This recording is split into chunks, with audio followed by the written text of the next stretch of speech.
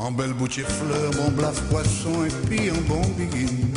Pas même pas les tambours, bel air, sans compter un bon petit penche et puis, à d'un pays comme ça, c'est le bagaille plus dit, c'est en paradis.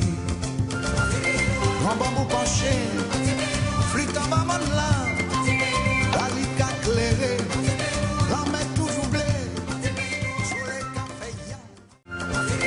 Grand bambou penché, flûte en bas là, dalica clairé, la mer toujours blé, soleil caféiant. Christian Lara, bonsoir. Vous êtes de passage en Martinique. On ne vous voit pas trop souvent, puisque vous vivez à Miami, vous, le créateur du cinéma antillais. C'est un peu paradoxal, non?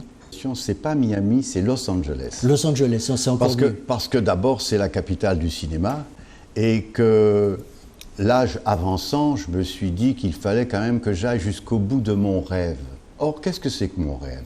Mon rêve a toujours été, depuis l'âge de 12 ans, être metteur en scène de cinéma. Et la vie a fait que je suis devenu, par hasard, le deuxième metteur en scène noir du monde.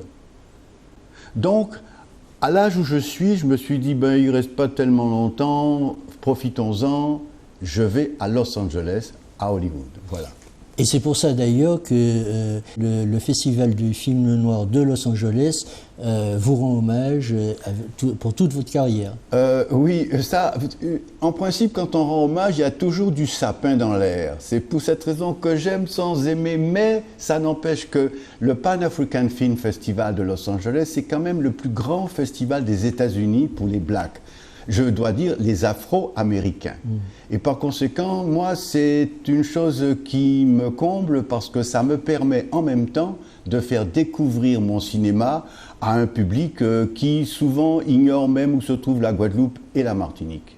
Grand bambou penché, flûte en bas là, dalica clairé, la mer toujours blé, soleil caféiant. Vous faites découvrir votre cinéma à des gens qui ignorent où se trouve la Guadeloupe et la Martinique, mais en Martinique, ça fait bien longtemps qu'on n'a pas vu de film de Christian Lara. Alors qu'est-ce qui se passe? Non, je ne vais pas rentrer ici.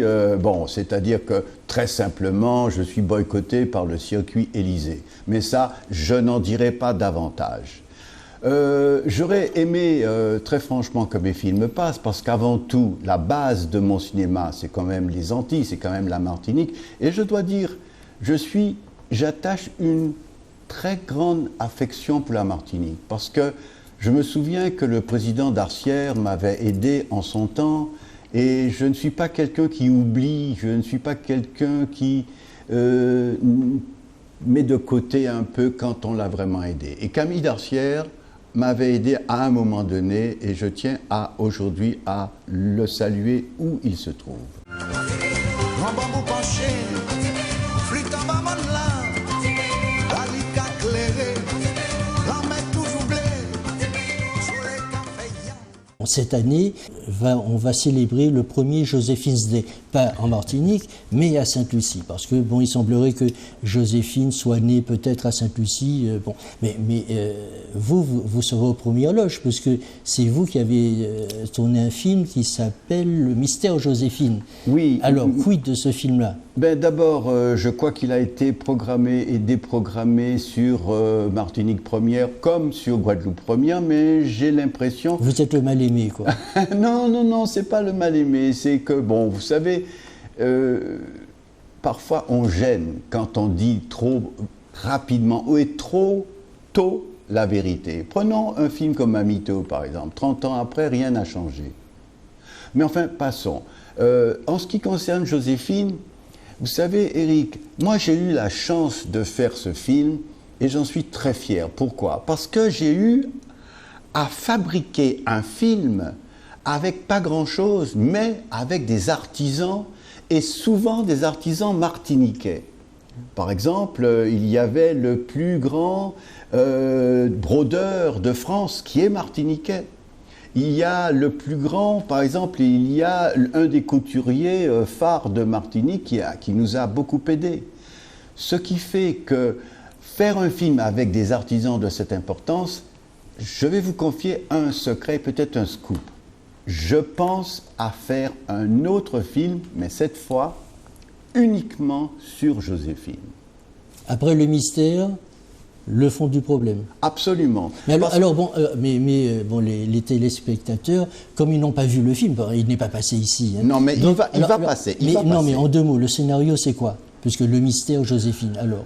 Le mystère, c'est, voilà, on a découvert qu'il y avait un acte de décès au nom de Marie-Joseph Rose Tachère de la Pagerie, qui serait, la Joséphine, qui serait enterrée au Trois-Îlets.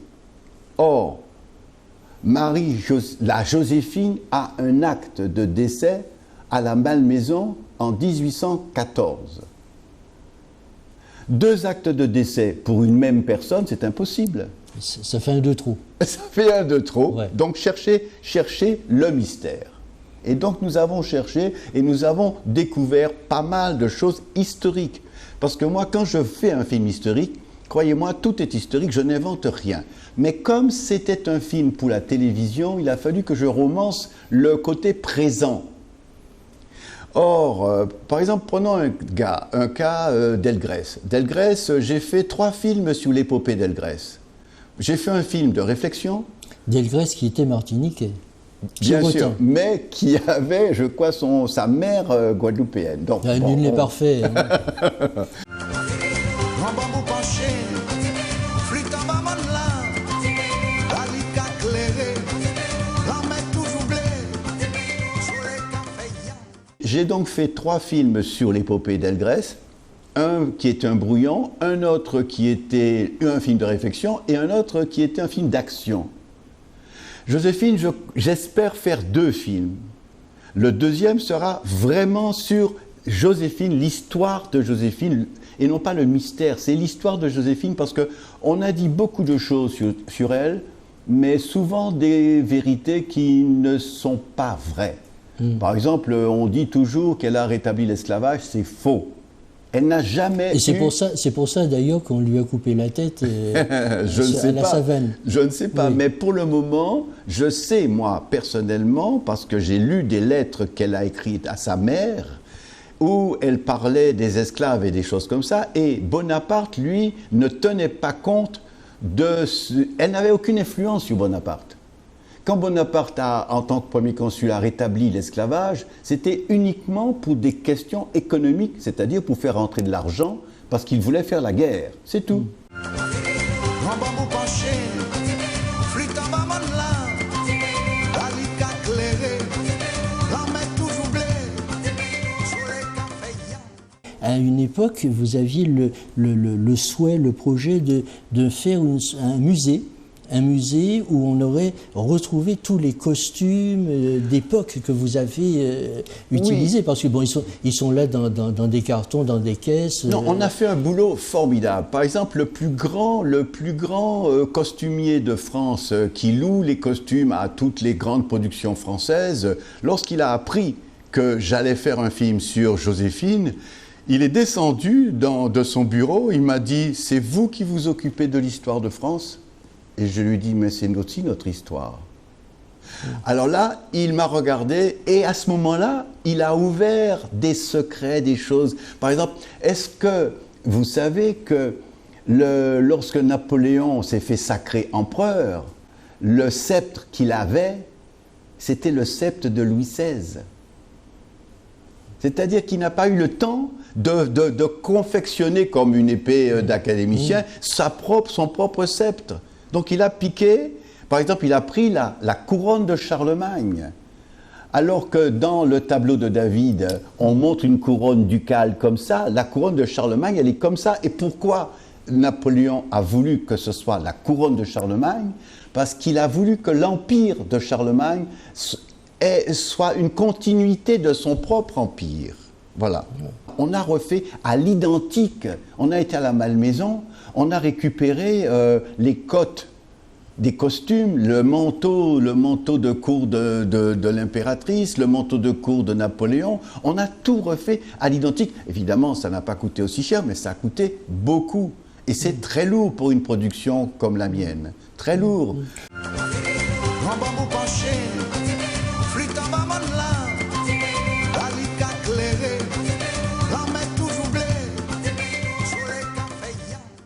vous vous dirigez vers un autre pan de notre histoire. Incroyable Lakshmi, c'est quoi ça? Alors c'est un film de musculation, Lakshmi?